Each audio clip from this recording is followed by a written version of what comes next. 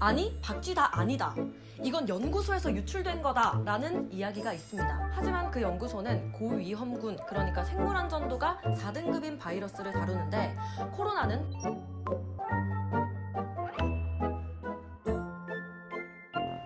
혹시 신종 코로나 공포에 떨고 계신가요? BJ 깨시딘과 함께 근거 없는 공포를 날려버립시다. WHO에서 국제 비상사태를 선포하고 밖에 나가면 사람들 다 마스크 끼고 다니니까 내가 지금 영화 속에 있는 건가? 이런 생각이 들면서 너무 무섭잖아요.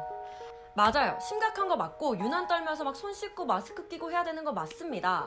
그래도 떨더라도 잘 알고 떨자는 거죠.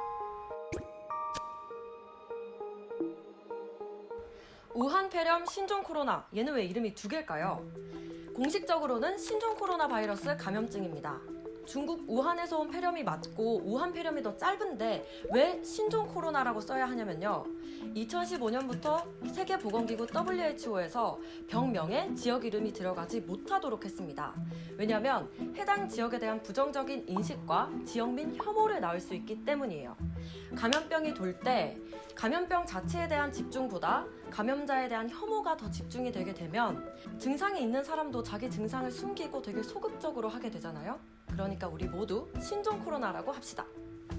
이번이 신종 코로나니까 기존 코로나 바이러스도 있겠죠. 코로나 바이러스는 원래 동물에서 유행하는 종이 훨씬 더 많고 사람에게 확인된 종은 7개입니다. 그중 4개는 감기와 같은 가벼운 증상만 나타냅니다.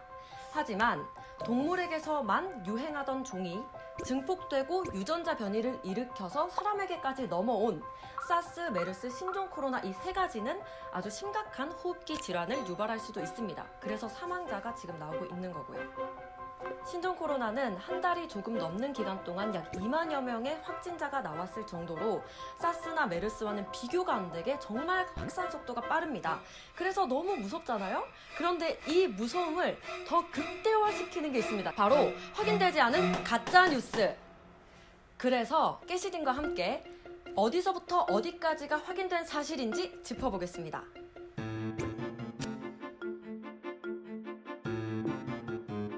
첫 번째, 신종 코로나의 출처. 박쥐를 먹어서 왔다? 아니면 연구소에서 유출된 것이다. 박쥐에서 유행했던 코로나 바이러스랑 이번 신종 코로나 바이러스가 유전적으로 96% 같다고 합니다. 사스랑 메르스도 박쥐에서 왔고요. 그리고 사스랑 신종 코로나는 80% 유사성을 보입니다. 아니 근데 박쥐는 옛날부터 중국인들 일부가 먹어왔지 않느냐, 왜 이제야 돌고 있느냐 라고 의문이 생길 수가 있는데 박쥐를 직접 먹어서 사람이 감염이 된 건지 아니면 박쥐에서 다른 동물을 거쳐서 사람에게 왔는지는 아직 확인되지 않았어요. 즉, 모른다는 게 팩트입니다.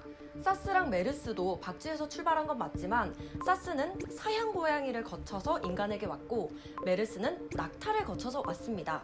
그러니까 박쥐를 사람이 먹어서 감염됐을 확률도 있지만 다른 중간 매개 동물이 있을 확률이 더 높다는 거죠. 또 전문가에 따르면 박쥐는 포유류지만 조류에 가깝기 때문에 다른 포유류 동물을 거쳐서 사람에게 더 전파되기 쉬운 형태로 변형이 돼서 왔다라고 합니다.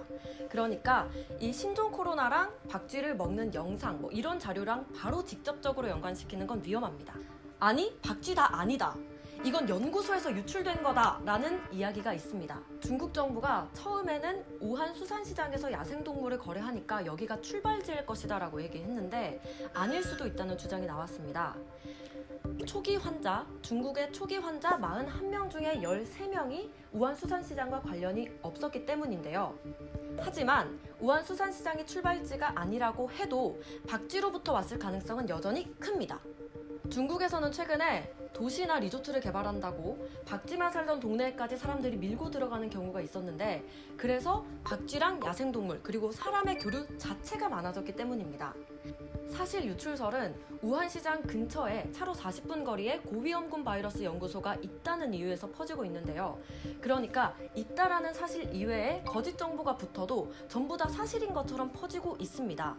하지만 그 연구소는 고위험군, 그러니까 생물안전도가 4등급인 바이러스를 다루는데 코로나는 주로 3등급 연구소에만 다룹니다. 따라서 고위험군 바이러스가 근처에 있다고 해서 신종 코로나랑 직접적으로 연관시키는 건 딱 맞아떨어지지 않는다는 거죠. 나아가서 중국이 생화학 무기를 개발하는 과정에서 나온 바이러스다라는 주장도 있는데요. 신종 코로나 바이러스의 유전체랑 성질을 볼 때 공학적으로 만들어진 징후가 없다라는 점, 그리고 치사율이 무기 개발 과정에서 나온 바이러스 치고는 그렇게 높지 않다는 점에서 이런 가능성도 낮아 보입니다. 사실 중국에서 이전부터 좀 더 적극적으로 정보를 공개하고 열어놨다면 우리가 이렇게 답답해하진 않았겠죠. 하지만 바이러스 출처 음모론은 감염병이 돌 때마다 나오고 있는 거기 때문에 우리가 음모론을 너무 믿지는 말자, 그리고 인구 조절론, 이렇게 어마무시한 생각까지는 하지 말자는 겁니다.